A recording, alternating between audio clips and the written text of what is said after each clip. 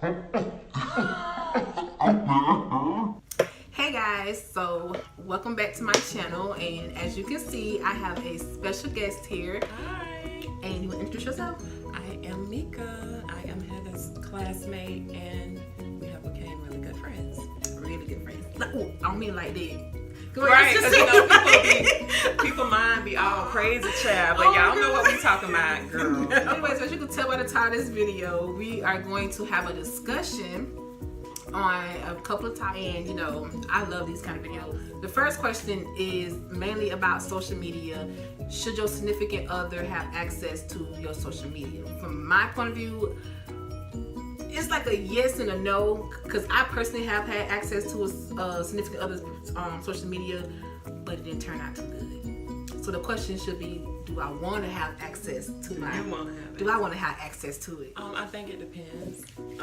I think that trust is built, it's earned, and of course, somebody who you're just starting off with, let's say 0 to 6 months, like something short, maybe a short time frame.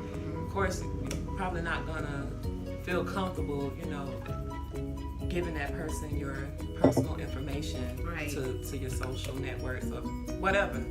I think over time, as you build a bond with this person and it gets serious, really, what is there to hide? Like, I feel like trust is something to me that's just, like I said, it's earned. So I would have to literally have known you for a while to see your motives and your actions, and then to know where you're coming from. And then just because you have access to it, or I have access to it, doesn't mean I have to go looking. Right. You know?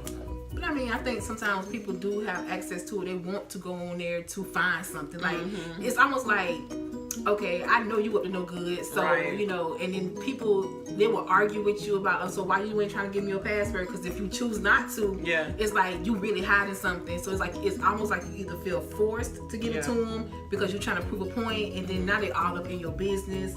Or it's like if you don't give it to them, you have to. The consequences is now I have to sit here and argue with you about it. Now you have this trust issue. It's just people, they share social media, because I've seen some couples where it's like John and Becky Facebook, you know what I'm saying? So it's kind of like not doing that. So I feel like, listen, if I personally have my own personal Facebook, it's mine. Now if I give you my password, it's because I literally know I have nothing to hide. That's what I meant by the trust part. Like you being with a person you feel comfortable enough with, that they know, oh, this is just this person hitting her up, trying to be slick or trying to get at her. She is a beautiful woman, and I mean, you have to use your common sense. That's just the same with us. Like if we've seen some woman that we've never seen before, and it's like she's just all of a sudden you're hitting him like, okay, why are you my man? Why you in my man? You got to go, like girl. But still, you know, you could kind of figure it out. You know if it's been something that's ongoing, or pretty much just somebody trying to get out. Okay, so I guess that's it for that topic. I guess so. How would you feel about your family? No, about telling your family or revealing too much to your family about your spouse or significant other? I, from experience, feel as though you should not do that, because if me and the bae, and we all lovey-dovey, and then we go through something, and then I go calling my sister, my auntie, my mama, whoever in the family or whatever, and I'm like, oh, I can't stand him. You wouldn't believe he did X, Y, Z. And it's like, they're mad, they're fuming, and then a couple days later, they're like, where you at? I've been calling you. I'm like, oh, I've been moved up with bae. And then they probably thinking like, this the same bae that you was just downing, and then so they still holding a grudge, and you all happy and lovey-dovey. So it's like, I don't. And I mean, that's somebody that you know isn't as judgmental, and they're just to hear you out, and they're not gonna form any kind of opinion about that person. Like a quick story.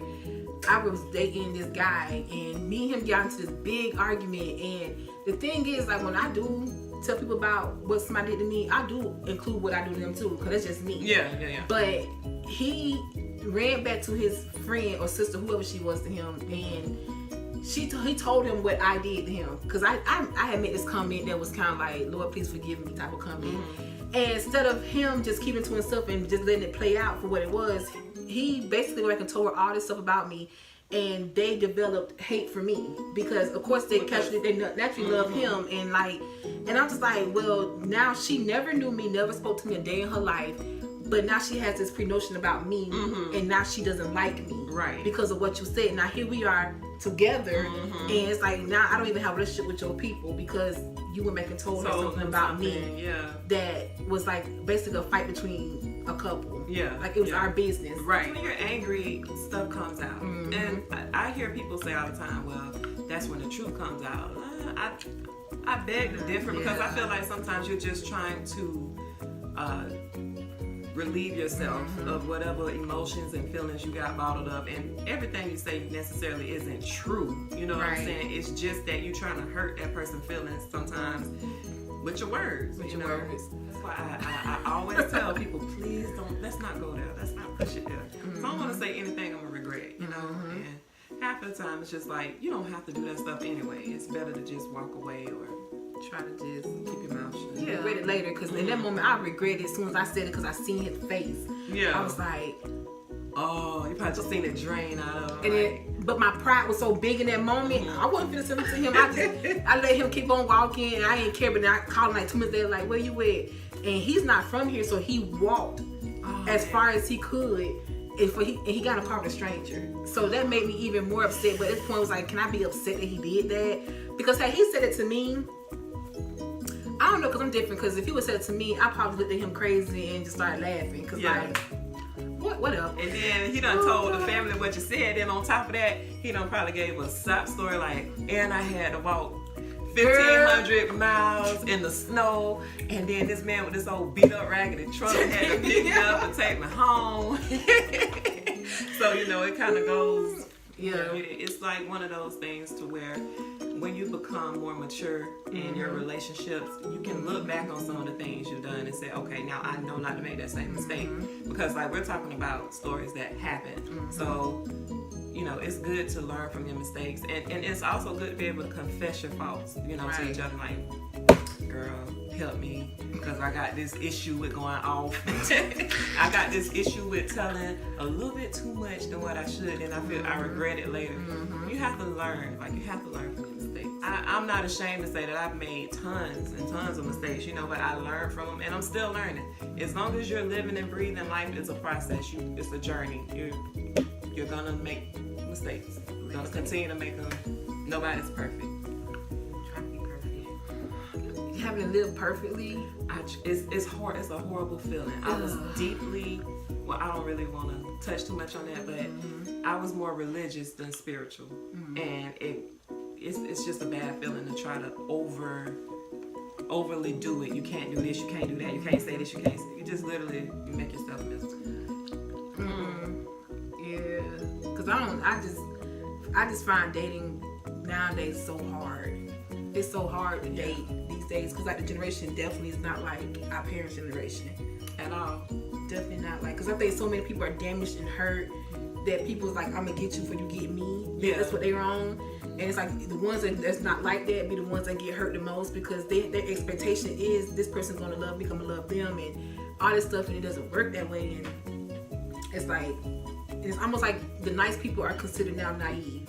And it's like, you're not naive, it's just nice. Like, I wouldn't want to go to something expecting the worst. Right, of course. Like, so, I don't. Mean people, bitter. Like, a lot of people are mean and bitter at this point. Like, the world is just like flip-flop. I noticed that a lot of stuff that was once taboo is so acceptable. And if you're like on the other end and you have morals and values, you're laughed at. You're like, you're boring. You're waiting for sex? Oh my gosh. You're actually not gonna smoke that pot? You're actually not gonna drink? It's like, let people be comfortable in who they are. Exactly. And you can have well, do you agree that you can have peer pressure at our age? I think you can. Yeah. I really do think you can, because, and I think peer pressure is different. It's more so like, I don't want to be, and it's that myself, I don't want to be left behind. Yeah. So it's kind of like, I might be 30 something years old, but people my age are doing this and doing that. Right. That's how I feel sometimes when it comes to like, having kids and being married, because I'm looking at a lot of people our age are having kids and being married. Right. I'm over here like, So then that makes me, if I was so desperate, I would end up with just any man, having a baby from any man, and I'll be going through half of the stuff that most of these girls are going through with their baby daddies. Right. Because I feel like I'm behind, you know, so. You should never feel that way. I think, like, even at our age, I've been through the marriage thing. I'm going through a process right now of divorce and been separated. And, you know, I look at it too, like, I'm like, gosh, people married and they look like theirs is actually working and it's happy. But you never do that. You never compare your situation to somebody else's, because you don't know what it's taking for these people to hold it together. You don't know, you know, and maybe they do have just this fabulous relationship, and that's great too, but you have to learn to grow in your own, and you have to accept what is given to you and work with it and make the best of it. You know, because we're not gonna always be on the same level. I mean, Janet Jackson, 50 years old? She had her first baby at 50. And I mean, I'm just saying, the 50 is the new 30, 40 is the That's new what it 20. seemed like. And if you're 30, I guess we're still teenagers, so we got some time. And then it's gonna happen when it's supposed to happen. If we try to rush things, it's like, that's when, to me, it doesn't happen the way it should. Just like I heard Alicia Keys say a long time ago, or I read her say that her grandma used to tell her, nothing before it's time. So if you wait it out and you just allow the process to take place the way it should, I can guarantee you it's gonna happen for you in the right way. But if you rush it, it's like something about it is gonna be off. I guess it won't work the way it's supposed to work. Right. So there was some wise advice given. Some wise advice, y'all. So I thought my head's so big. Child, it is what it is. It's not that big. I have seen some gallon nipple heads. Did you call it what? Gallon nipple. I don't know. A gallon nipple. I don't know why my mama called it that. But I'm just copying off what she said. A gallon nipple. You know they say you're not supposed to follow tradition, but it is what it is. No, I definitely never heard that before. A gallon nipple. Why am I gonna start saying it now? Oh, gallon nipple head. Gallon nipple head too. Gallon nipple. Okay, guys. So thank you for checking out this video. I enjoy having conversation with Mika. Me as well. I really enjoyed it because it's good to discuss stuff like this, because people actually come to YouTube to search this kind of stuff out. And it's just good to have an open discussion. Good opinions and Right. stuff like that. So like I said, if you guys have an opinion on any of these topics, you know, hit it down below. Hopefully this wouldn't be the last time you see her on my channel. It won't be, y'all. So get used to my face. But soon she'll be starting her own channel. Yep. So definitely be looking out for that, because I'll let you guys know whenever she's up and running. And That's weird. I was gonna interrupt somebody. Like, okay, so thank you guys for checking this channel. Thank you, y'all. If you haven't yet subscribed to this channel, go ahead and do that, and definitely like this video, and don't forget to share it if you want somebody else to hear our good news.